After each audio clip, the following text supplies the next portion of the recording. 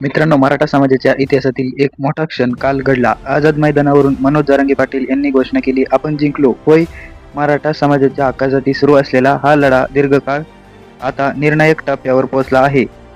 गेल्या अनेक महिन्यांपासून मराठा समाजाची आरक्षणासाठी मागणीवर आंदोलने, उपोषण आणि असंख्य त्याग होते. कालच्या घोषणेनं प्रत्येक मराठा बांधवाच्या डोळ्यात पाणी आलं. पण ते पाणी दुःखाचं नव्हे, तर ते पाणी जिद्दीचं, विजयाचं.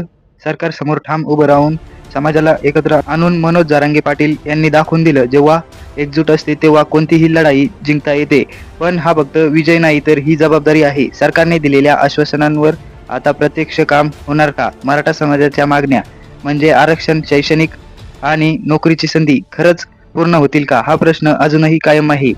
संपूर्ण महाराष्ट्राचं लक्ष सरकारच्या पुढील पावलांवर आहे. कारण समाजाला केवळ घोषणा नको, तर समाजाला हक्क हवेत, न्याय हवा आहे आणि सुरक्षित भविष्य हवं आहे. मित्रांनो, कालच्या घोषणेनं नवा उत्साह निर्माण झाला, पण खरी लढाई अजून बाकी आहे. आपण जिंकलो आहोत हे खरं, पण आता समाजाच्या भविष्यासाठी मजबूत करण्याची जबाबदारी सरकारवर आणि प्रत्येक मराठा बांधवावर आहे.